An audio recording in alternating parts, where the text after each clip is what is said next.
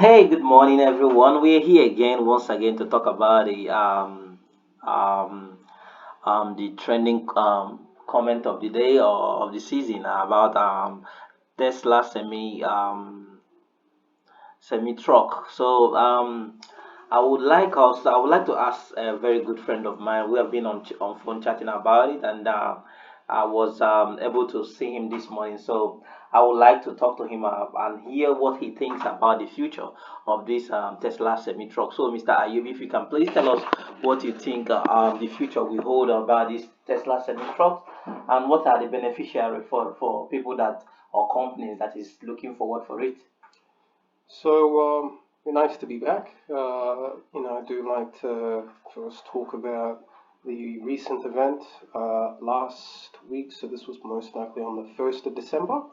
There was a big event that happened when they were unveiling the very first Cybertrucks to the company Pepsi, because they've ordered, I think, roughly 100 to 200 vehicles. But they had their very first delivery last week. So And how many was that was delivered and where? I'm not too sure how much was delivered. This was in the Texas, the same facility that they hosted the recent event for the Cybertruck, I think it was. So I think it was in Nevada, Texas. All right. Well, I'm not very familiar with the American geography, so I think no, Nevada is in Las Vegas, my bad. So this will be Texas.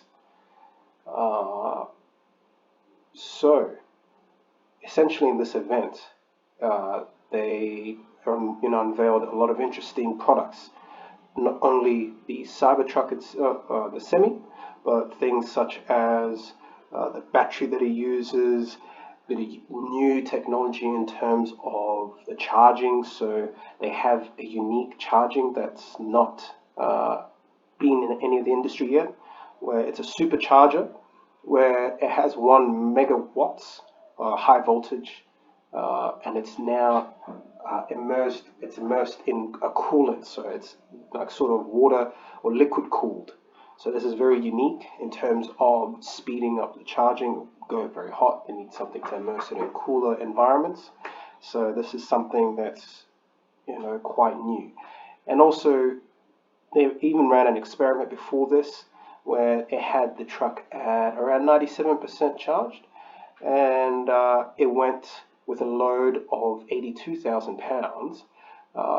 They did a 500-mile route, which had different terrains where they were going uphill, downhill, and they got to the destination 500 miles with only 4% left. So this also is a test to Tesla, and always mentioning, their whenever they announce like a mileage, they usually underestimate. So people can be, pleasantly surprised at the fact that, it says this is 350 miles, this car, but I still have 5% battery left. So that's the beauty about a lot of the Tesla vehicles. Whereas in conjunction with a lot of other vehicles, electric cars, when they say that they have this much, they either are slightly below or probably exact, whereas Tesla is usually above it. Um, yeah, Well, it's that is quite interesting. fantastic, and it sounds like there's a lot of potential about that about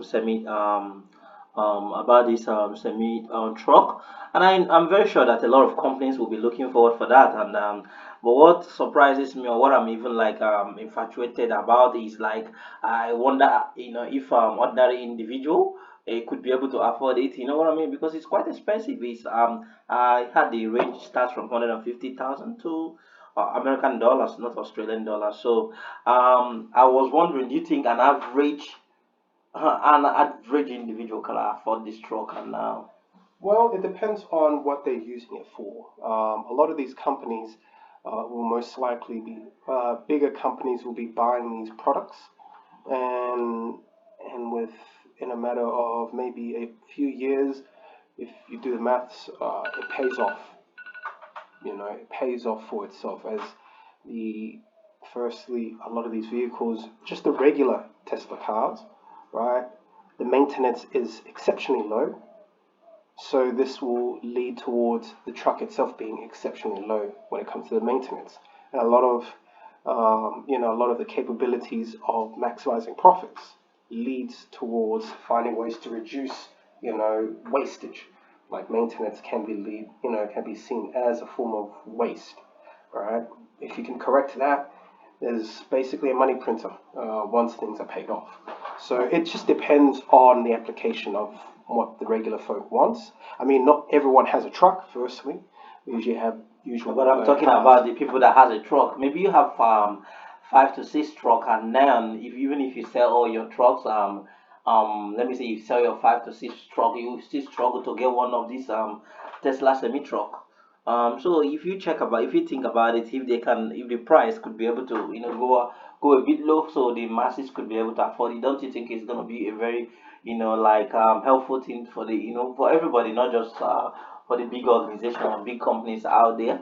Well, the interesting thing about is with a lot of the Teslas, vehicles such as the Model Y, what it used to cost back in 2017 was roughly 81,000 to build, right? Currently in 2022, it costs them around 36,000 to build, right? There's a lot of potential in terms of making a lot of these vehicles more affordable, in terms of refining the necessary products. One of Elon's very common thing that he likes to say is uh, basically making things much more efficient. You delete a lot of the products. A lot of their products when they make new reiterations tend to be reducing a lot of, say, when it comes to the parts itself, not having too many parts, making things much more simple. The new next year, the new Model 3, they're making a rehash of the Model 3 where it's much less parts involved. The product will be much cheaper. They can make it more affordable for the regular folks. But the truck itself, it just depends on how things are in terms of the battery because it requires a lot more batteries. Yeah, but if this is another question I would like to, and I'm sure everybody will be asking that question, because if you check most of the Tesla cars, one of the problem, and I'm think few people can confirm it, is that the car is not like it's not heavy. Like sometimes the Tesla cars find it very hard to feel the balance in the when driving it. So do you think that Tesla semi truck who that is going to be carrying a lot of loads will be able to feel like balance? Because I noticed that the batteries of Tesla is what is holding Tesla. So do you think that this current battery they are putting in this semi um cyber or semi truck will be able to hold or carry it when driving in a Well, long distance? to talk about this, it's still early stages, but a they did run and presented a video on them actually going through an experiment of having a full load on this truck. And what the reports were is this truck, an actual truck, drives just like a regular Tesla, like a Model 3, which was something very unique in terms of the skill curve because it does require a lot of skills to drive an actual truck. It's not everyone can just go hop in.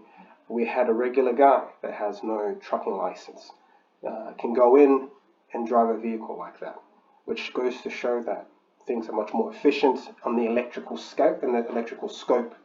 So, Okay, can you give me like just like tell me like that one of the most craziest future you look like four most craziest future in this truck that you're very crazy about or you're very passionate about and you looking forward to, just like before we round up on this section? well, the application of full self-driving, Yeah.